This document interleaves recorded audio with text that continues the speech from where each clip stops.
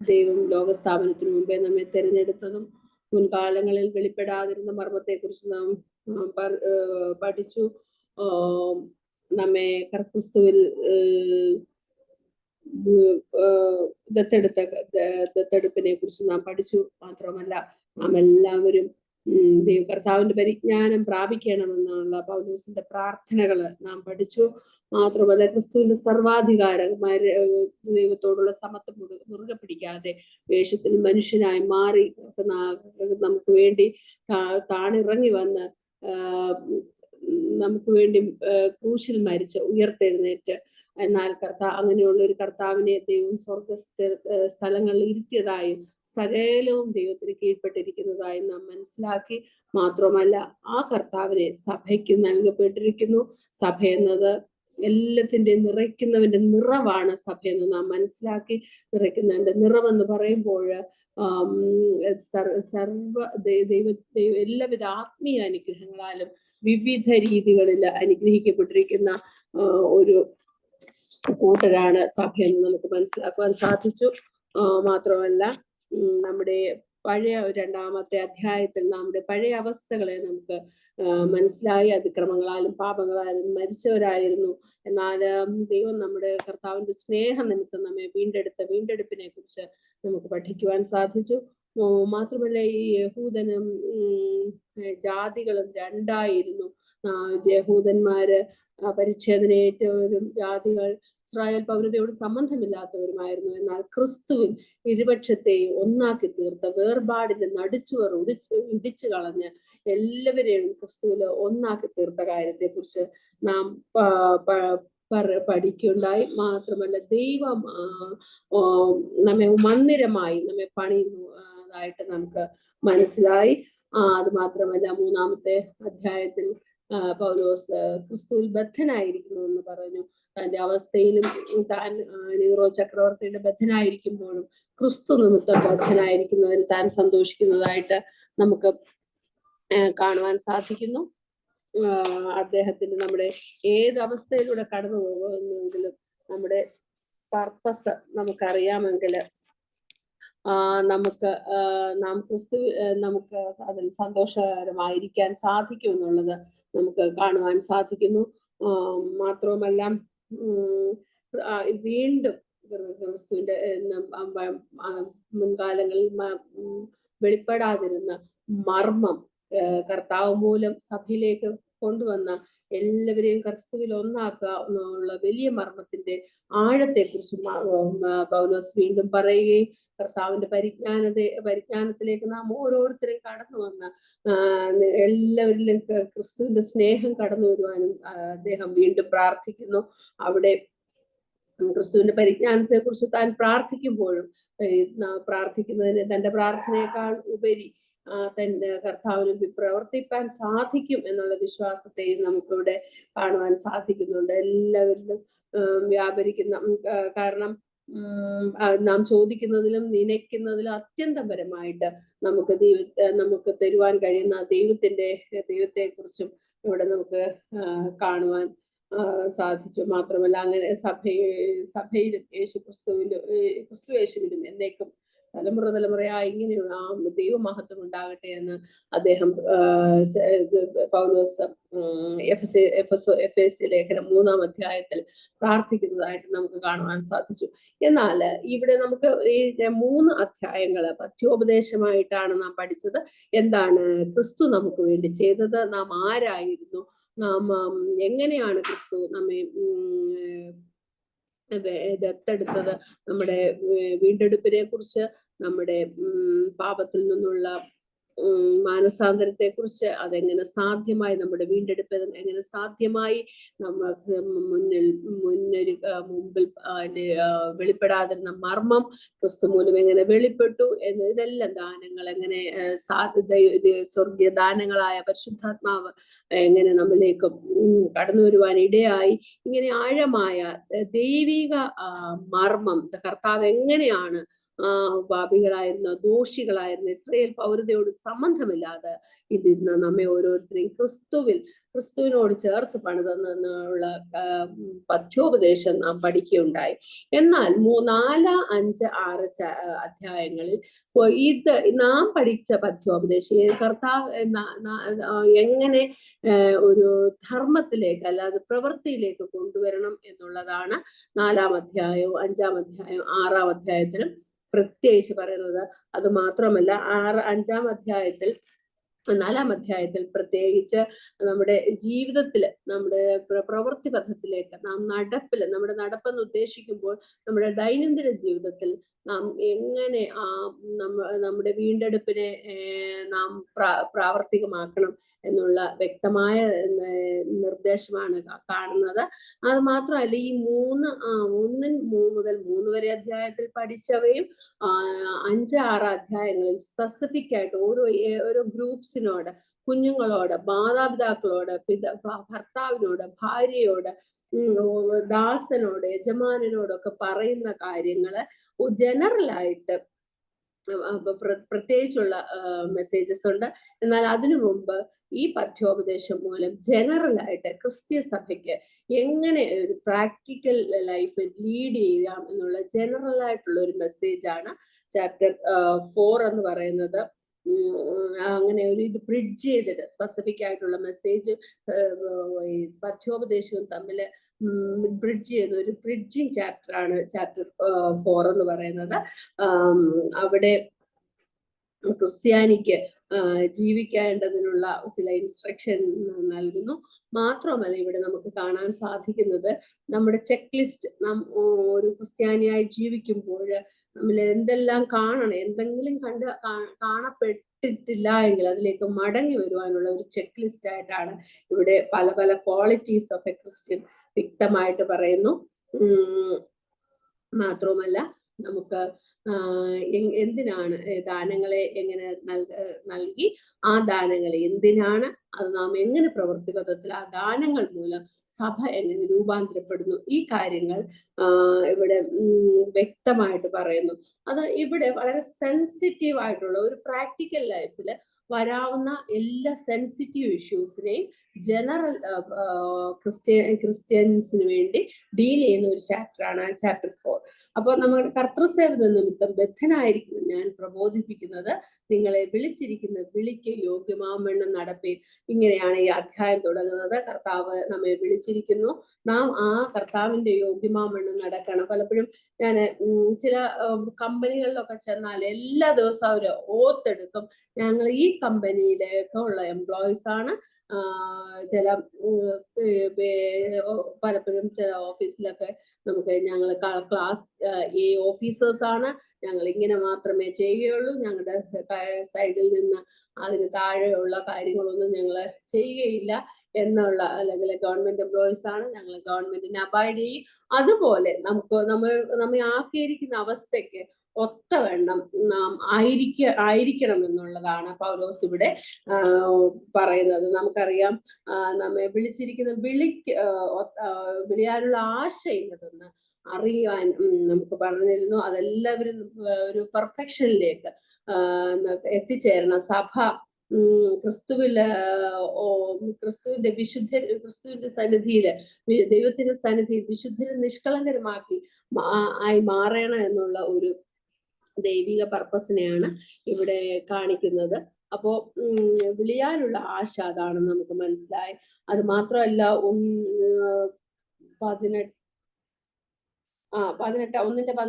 നാം വിളിയാനുള്ള ആശ എന്നതെന്ന് മനസ്സിലാക്കണമെന്ന് പറയുന്നത്. അതുപോലെ നാം വായിക്കുന്നുണ്ട്, നമ്മുടെ സൽപ്രവൃത്തിക്കായി നമ്മെ വിളിച്ചിരിക്കുന്നു. അപ്പോൾ എന്തൊക്കെയാണ് സൽപ്രവൃത്തി, നമ്മിൽ നിന്ന് ഉദ്ദേശിക്കുന്ന സൽപ്രവൃത്തികൾ ഏതൊക്കെയാണ് എന്നുള്ളതാണ് നമ്മൾക്ക് ഇവിടെ 4-ാമത്തെ അധ്യായത്തിൽ കാണുവാൻ സാധിക്കുന്നത്. എന്തൊക്കെയാണ് സൽപ്രവൃത്തികളായി കർത്താവ് സ്പെസിഫിക് ആയിട്ട് പറയുന്ന സൽപ്രവൃത്തികൾ ഏതൊക്കെയാണെന്നാണ് നാം 4-ാമത്തെ അധ്യായത്തിൽ കാണുന്നത്.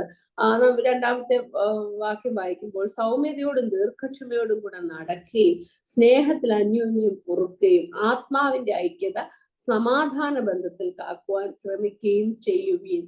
2-3 വാക്യങ്ങളില് നമ്മള് അതിനു മുമ്പ് നിങ്ങൾ പൂർണ്ണ വിനയത്തോടും സൗമ്യതയോടും. ഇവിടെ വിനയം എന്ന് പറയുമ്പോഴ് നമ്മുടെ ഒരു ക്രിസ്ത്യാനിക്ക് ഉണ്ടാകേണ്ട ഒരു ഭാവം, എപ്പോഴും ഉണ്ടായിരിക്കേണ്ട ഒരു ഭാവമാണ്. ഞാനാകുന്നത് ദൈവകൃപയാലാകുന്നു. അങ്ങനെയാണെങ്കിൽ നമുക്ക് മറ്റുള്ളവരെ ഉൾക്കൊള്ളാൻ സാധിക്കും. മാത്രമല്ല, മറ്റുള്ളവർക്ക് കാണുമ്പോൾ തന്നെ നമ്മുടെ യാർഡ് സ്റ്റിക്ക് മാറുകയാണ്. നമുക്ക് അവരെ കുറിച്ച് ഒരുപാട് അഭിപ്രായമൊന്നും ഇല്ലാതെ മാറുകയാണ്. കാരണം എല്ലാവരും ഞാനാകുന്നത് ദൈവകൃപയാലാണ്. അപ്പോൾ അടുത്ത വ്യക്തിയും ക്രിസ്ത്യാനിയായി വിളിക്കപ്പെട്ട ഓരോരുത്തരും ദൈവകൃപയിലാണെങ്കിൽ നമുക്ക് നമ്മുടെ യാർഡ് സ്റ്റിക്ക്, നമ്മുടെ ചില ടൈപ്പ് പോയിന്റ്സ് മാറ്റി അവരെല്ലാം അക്സെപ്റ്റ് ചെയ്യുവാനുള്ള ഒരു മനസ്സിനെയാണ് നാം വിനയം എന്ന് പറയുന്നത്. അതുപോലെ അടുത്ത ഒരു ഗുണമാണ് സൗമ്യത എന്ന് പറയുന്നത്. നമുക്കറിയാം, ഞാൻ സൗമ്യതയും താഴ്മയുമുള്ളവനാകിയാൽ എന്റെ മുഖം ഏറ്റുകൊണ്ട് എന്നോട് പഠിപ്പീൻ, എന്നാൽ നിങ്ങളുടെ ആത്മാക്കൾക്ക് ആശ്വാസം ലഭിക്കും. അപ്പോൾ നമ്മളിൽ നിന്ന് ദൈവം ആഗ്രഹിക്കുന്ന ഒരു ക്വാളിറ്റിയാണ് സൗമ്യത. കർത്താവ് ദൈവമായിരുന്നു എങ്കിലും ലോകത്തിൽ വന്നപ്പോൾ സൗമ്യത ദൈവത്തിന്റെ ഒരു ഭാവമായിരുന്നു. ഇവിടെ നമുക്ക് അറിയാം, ലോകത്തിന് ഇത് പലപ്പോഴും നമ്മുടെ ഒരു നെഗറ്റിവിറ്റി ആയിട്ട് കാണാം. നമുക്ക് ആയിരിക്കുന്ന അവസ്ഥയിൽ നമുക്കുള്ള ഒരു കോൺഫിഡൻസ് എതിരായിട്ട് ലോകം ഇതിനെ കണ്ടെന്ന് വരാം. എന്നാൽ ഇവിടെ ദൈവം ഉദ്ദേശിക്കുന്നത് എപ്പോഴും നമുക്ക് സൗമ്യമായിട്ട് ഇരിക്കുക എന്നുള്ള ഒരു അവസ്ഥയിലേക്ക് മാറ്റപ്പെടുവാൻ കർത്താവ് നമ്മെ കുറിച്ച് ആഗ്രഹിക്കുന്നു. അപ്പോ ഞാൻ സൗമ്യതയും താഴ്മയുള്ളവനാകിയാൽ എന്റെ മുഖം ഏറ്റുകൊണ്ട് എന്നോട് പഠിപ്പിക്കുന്ന കർത്താവ് പറയുന്നു. ദൈവത്തിന്റെ നടത്തിപ്പിൽ പിറുപിറുക്കാതെ കാരണം നമുക്ക് കർത്താവിനൊരു കാര്യം ചെയ്തെടുക്കണമെങ്കിൽ നമുക്കത് മനസ്സിലാക്കി, ദൈവം ദോഷങ്ങളാൽ പരീക്ഷിക്കുന്ന ദൈവമല്ല എന്ന് മനസ്സിലാക്കി പലപ്പോഴും രൂപാന്തരപ്പെട്ട് വരുന്നതിന് വേണ്ടി നമ്മെ തന്നെ താഴ്ത്തി ദൈവസന്നിധിയിൽ സമർപ്പിക്കുന്ന ഒരു അവസ്ഥയാണ് സൗമ്യത. അപ്പോഴ് കർത്താവ് നമ്മിൽ നിന്നും എപ്പോഴും നാം പിറുപിറുക്കാതെ ആയിരിക്കുന്ന അവസ്ഥയിൽ പിറുപിറുക്കാതെ ദൈവത്തോട് ചേർന്ന് നിൽക്കുന്ന ഒരു അവസ്ഥയാണ് സൗമ്യത. അടുത്തതായി നാം കാണുന്നത് ദീർഘക്ഷമയാണ്. ദീർഘക്ഷമയോടുകൂടെ നടക്കുക. കാരണം നമുക്കറിയാം, ഒരു വലിയ ബിൽഡിങ് പണിതെടുക്കണമെങ്കിൽ അതിനൊരു സമയമുണ്ട്. അതുപോലെ നമ്മെക്കുറിച്ച് എല്ലാവരെ കുറിച്ചും ദൈവം ആഗ്രഹിക്കുന്നത് വിശുദ്ധരും നിഷ്കളങ്കരുമായി നിൽക്കണമെന്നാണ്. ഇതൊരു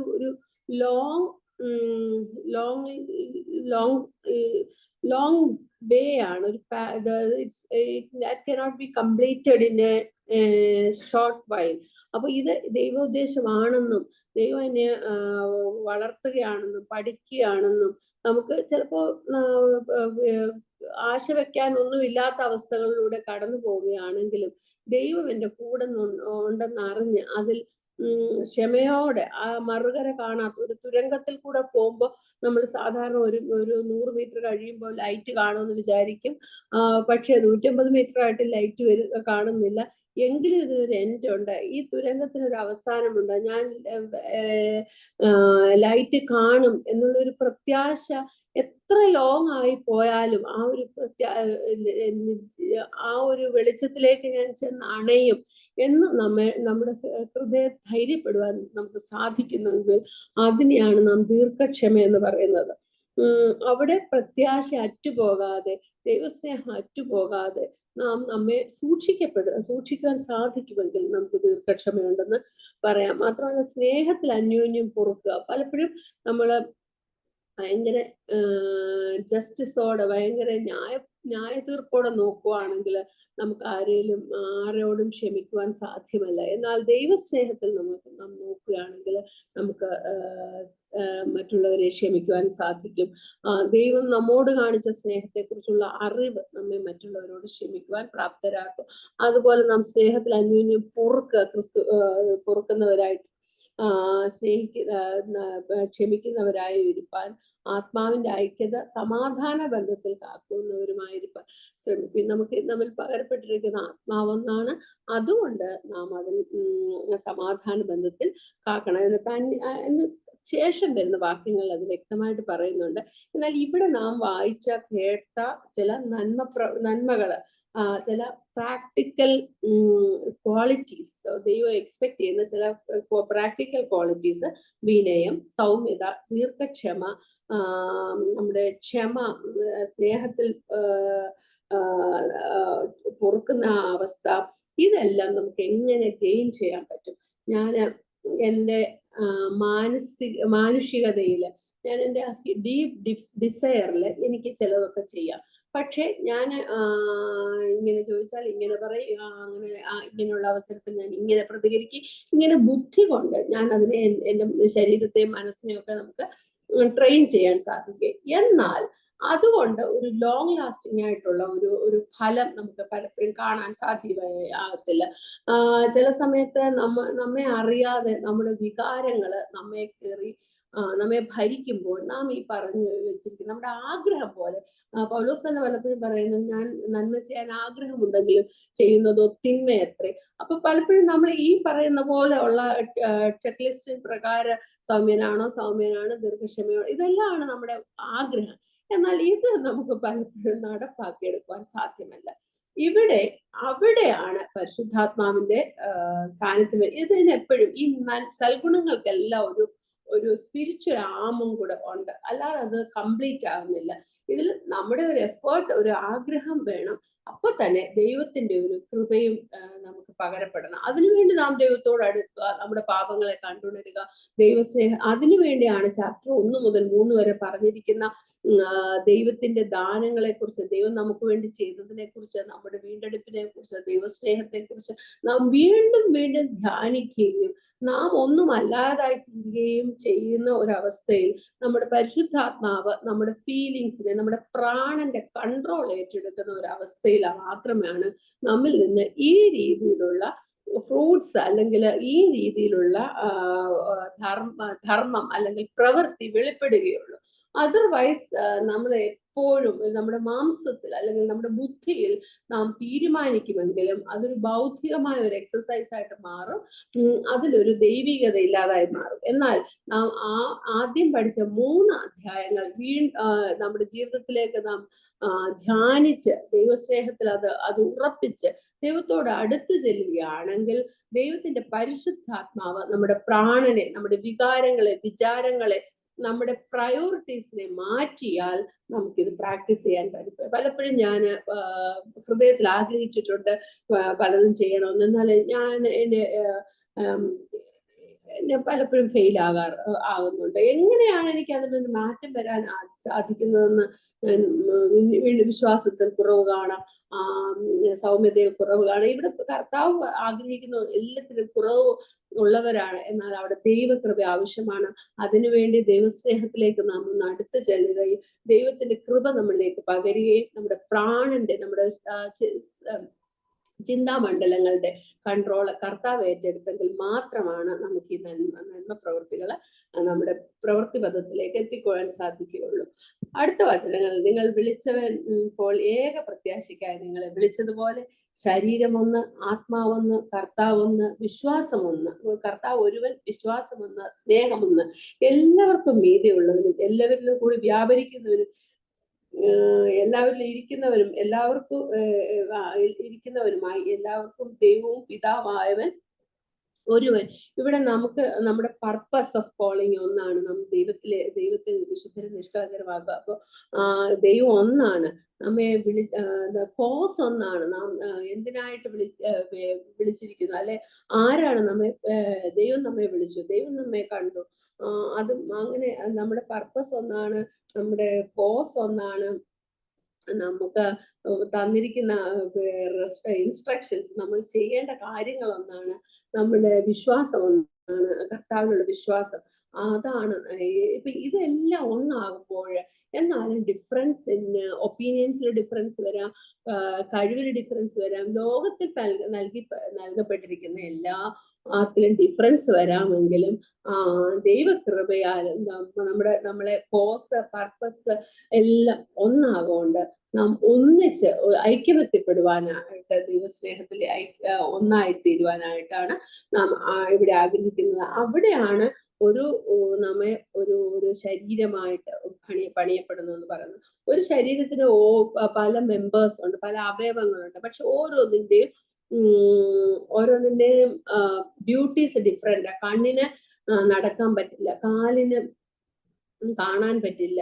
അതുപോലെ നമ്മൾ ഓരോരുത്തരെയും പകർന്നിരിക്കുന്ന കൃപകളിൽ വ്യത്യാസമുണ്ട്, അതിന് മാനിഫെസ്റ്റേഷൻസിൽ വ്യത്യാസമുണ്ട്. എന്നാൽ കൃപ തന്നവൻ എല്ലാവർക്കും ദൈവമാണ്, ദൈവകൃപ തന്നത്. അതുകൊണ്ട് വ്യത്യാസങ്ങളുടെ ഇടയില് പക്ഷേ ചിലതെല്ലാം ഒന്നാണ്. കർത്താവ് ഒന്നാണ്, വിശ്വാസം ഒന്നാണ്, സ്നാനം ഒന്നാണ്, നാം ഒരു ശരീരമാണ്, നമുക്കൊരു തല ഒന്നാണ്. അതുകൊണ്ട് തന്നെ നമ്മളെ വ്യത്യാസങ്ങളിൽ നാം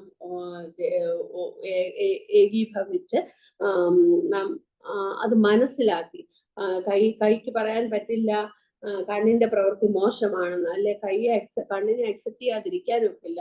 കൈ പ്രോപ്പർലി കൈയുടെ പ്രവൃത്തി ചെയ്യണമെങ്കിൽ കണ്ണ് കൂടിയേ തീരും. അതുപോലെ സഭയില് വിവിധങ്ങളായ പ്രവൃത്തികൾ ഉണ്ടെങ്കിലും അതെല്ലാം ഏകീഭവിച്ചു പോകുന്നതാണ് ഐക്യത എന്നിവിടെ ഉദ്ദേശിക്കുന്നത്. എന്നാൽ നമ്മൾ ഓരോരുത്തരും ക്രിസ്തുവിന്റെ ദാനത്തിന്റെ അളവ് അത്രയാണ് കൃപ ലഭിച്ചിരിക്കുന്നു. അതുകൊണ്ട് അവൻ ബദ്ധന്മാരെ പിടിച്ചുകൊണ്ടുപോയി ഉയരത്തിൽ കയറി മനുഷ്യർക്ക് ദാനങ്ങളെ കൊടുത്തു. കയറി എന്നതിനാൽ അവൻ ഭൂമിയുടെ അധോഭാഗങ്ങളിലേക്ക് ഇറങ്ങി എന്ന് വരികയില്ല. ഇറങ്ങിയവൻ സകലത്തെ നിറയ്ക്കേണ്ടതിന് സ്വർഗത്തിന് മീതെ കയറിയവനുമാവുന്നു. ഇവിടെ നമുക്ക് മനസ്സിലാക്കുന്നത് കർത്താവ് മരണത്തെ ജയിച്ച് പാതാളത്തിലേക്ക് ഇറങ്ങി, പാതാളത്തെ ജയിച്ച് സ്വർഗത്തിന്റെ സ്വർഗത്തിൽ ദൈവത്തിന്റെ വലതുഭാഗത്തിരിക്കുന്ന ഒരവസ്ഥയാണ്. അതിലൂടെയാണ് നാം പാടുന്നുണ്ട്, കാൽവറി നാഥൻ എന്റെ രക്ഷകൻ, കല്ലറയ്ക്കുള്ളിൽ ഒടുങ്ങിയില്ല, മൃത്യുവെ വെന്നവൻ അത്യുന്നതൻ ഇന്നും ജീവിക്കുന്നു. അങ്ങനെയുള്ള ഒരു ദൈവം മരണത്തെ ജയിച്ച, പാതാളത്തെ ജയിച്ച, മരണത്തിന് ലോകത്തിന് ചെയ്യാവുന്ന, പിശാചിന് ചെയ്യാവുന്ന ഏറ്റവും വലിയ ഒന്നായിരുന്നു മരണം. എന്നാൽ കർത്താവ്, ഹേ മരണമേ നിന്റെ ജയം എവിടെ, ഹേ പാതാളമേ നിന്റെ വിഷമുള്ളവിടെ ചോദിച്ചുകൊണ്ട് മരണത്തെയും പാതാളത്തെയും ജയിച്ച് കർത്താവിന്റെ ദൈവസന്നിധിയിൽ ആയിരിക്കുന്നതിനാൽ ആ ദൈവത്തെ വിശ്വസിക്കുന്നതിലൂടെ നമുക്ക് ഇതിലെല്ലാം വിടുതലുണ്ട്. അങ്ങനെയാണ്. എന്നിട്ട് മാത്രമല്ല, ആ ഉയരത്തിലെത്തിയ ദൈവം, ഞാൻ പോകുന്നത് നിങ്ങൾക്ക് നല്ലത്, ഞാൻ നിങ്ങൾക്ക് വേണ്ടി കാര്യസ്ഥനെ അയച്ചു തരും. അങ്ങനെ പരിശുദ്ധാത്മാവിന്റെ ഫലം പുറപ്പെടുവിക്കുന്ന പരിശുദ്ധാത്മാവിനെ നമുക്ക് ഓരോരുത്തർക്കും നൽകി തന്നു. അതുകൊണ്ടാണ് നമുക്ക് നമ്മിൽ വ്യാപരിക്കുന്ന ആത്മാവ് ഒന്നായി മാറിയത്. അത് മാത്രമല്ല, ആത്മാവിന്റെ പരിശുദ്ധാത്മാവ് വിവിധങ്ങളായ കൃപകൾ നമുക്ക് നൽകിയിരിക്കുന്നു. അതിലും വ്യത്യാസമുണ്ട്. വളരെ ഡിഫറെന്റ് ആയിട്ടാണ് ഓരോരുത്തരെയും ദൈവവും സൃഷ്ടിച്ചിരിക്കുന്നത്. ഓരോരുത്തർക്കും കൃപ പകർന്നതിന്റെ അളവും കൃപയിലും വ്യത്യാസമുണ്ട്. അതുകൊണ്ട് ആണ് നാം എങ്കിലും നമ്മെ വിളിച്ചിരിക്കുന്ന ദൈവം ഒന്നാണ്, പ്രത്യാശ ഒന്നാണ്, വിശ്വാസം ഒന്നാണ്, സ്നാനം ഒന്നാണ്. അതുകൊണ്ട് നാം കർത്താവിൽ ഏകീഭവിച്ചിരിപ്പാൻ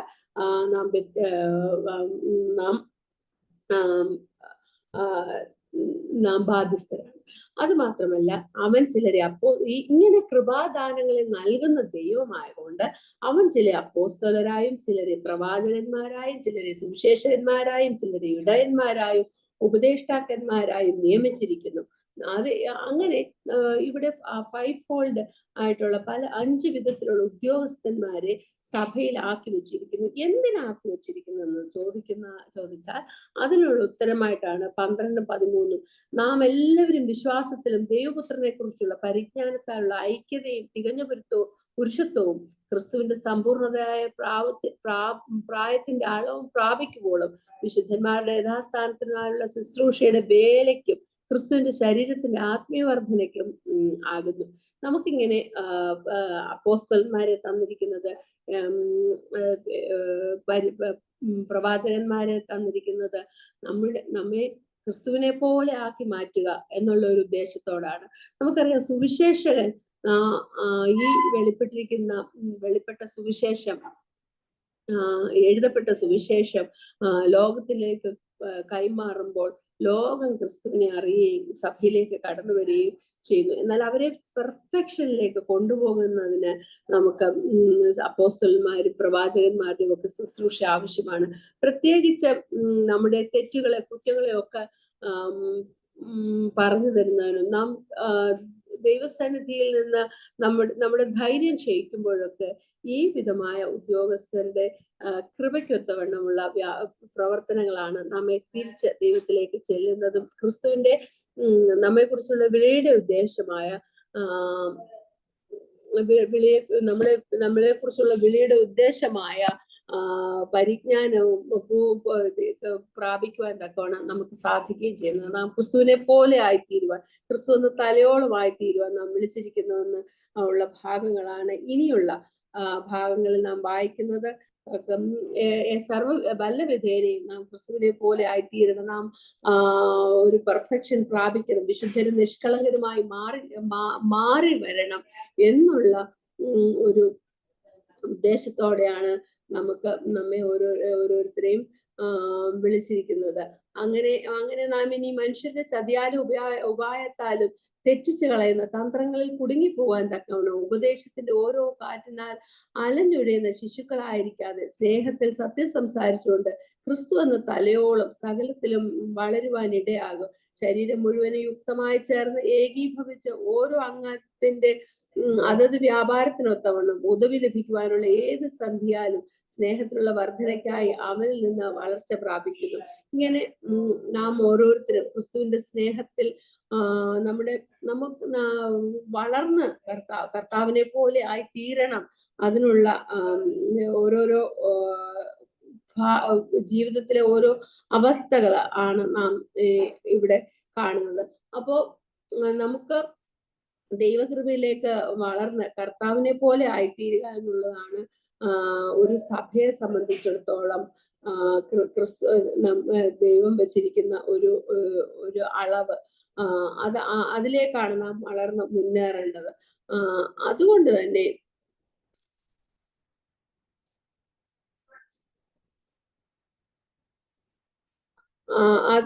തന്നെ നമുക്കിവിടെ മുമ്പോട്ടുള്ള ഭാഗങ്ങൾ അതിലേക്ക് നടത്തുന്ന ചില ഭാഗങ്ങളാണ്. ഞാൻ പ്രതിവാക്യമായിട്ട് ഞാൻ അതിലേക്ക് പോകാൻ ആഗ്രഹിക്കുന്നില്ല. എന്നാൽ യഥാർത്ഥമായ ഒരു കണ്ടന്റ് ഇവിടെ പറയുന്നത് നമ്മൾ പലപ്പോഴും പഴയ കാലത്തിന് സ്വഭാവങ്ങൾ പോപ്പപ്പ് ചെയ്യാനുള്ളൊരു സാധ്യതയുണ്ട്.